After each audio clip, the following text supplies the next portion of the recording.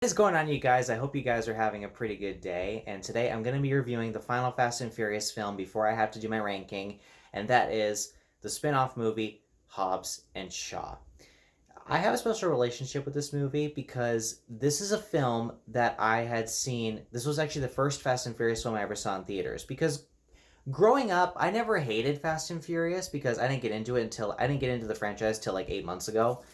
But this whole franchise, I felt like it was a little bit like a little over hyped in a way. And so whenever a new film was coming out, everybody was talking about it. It was almost like Avengers. Everybody was always talking about them, and I never wanted to see any of those films. But granted, I've grown to love them since then. And the same thing happened with Fast and Furious. And now I absolutely really enjoy most of the Fast and Furious films. Granted, there's a couple that there's like probably two films where I'm like, okay, I don't see myself for probably not watching these again, maybe, unless I'm doing a binge watch. But granted, I enjoy every single film in the franchise, even the ones that I don't like that much. And this was the first one I ever saw in the theater because I really enjoyed the concept of having a spin-off, because I thought that the other films were probably like too big and too fast-paced for me to follow. So I thought that, okay, just center around two guys, and it's basically just a spin-off to the original franchise. And I gotta say, this is a pretty enjoyable Fast and Furious film if you really think about it. Hobbs and Shaw basically stars Dwayne Johnson as Hobbs and Jason Statham as Deckard Shaw, and they are basically teaming up to stop a bad guy played by Idris Elba, who has developed new technology to basically turn himself into a hybrid machine so he can basically take over the world. Now, that's pretty much all I can say about this plot, because there really isn't much. This movie has the same exact silliness as the previous films, and I like the idea of a spin-off because when I saw this was going to be a spin-off, I like, okay, it's probably lower scale, I could probably keep up with it, and I still enjoy this film, but after watching the previous films, this film kind of went lower and lower on my list as I watched some of the other films. Granted, I still like it, though. I like this movie. Don't get me wrong. Still like it. Just because it's lower on my list doesn't mean that I hate it. But I will say this. The chemistry between Dwayne Johnson and Jason Statham in this movie is fucking hilarious. I love it. I love the chemistry between these two. To see them always cracking jokes or basically insulting one another all the time was just so funny. Like, there's a line where Dwayne Johnson basically says, "Hey, look, if you don't stop right now, you're gonna be barfing up. I'm gonna put my shoe so far up your ass, you're gonna be barfing up shoelaces." That was funny. That's a really funny line in the film. That's basically good humor that actually works. I was like gut busting laughing during some parts, and I gotta say, the acting in the film is pretty good.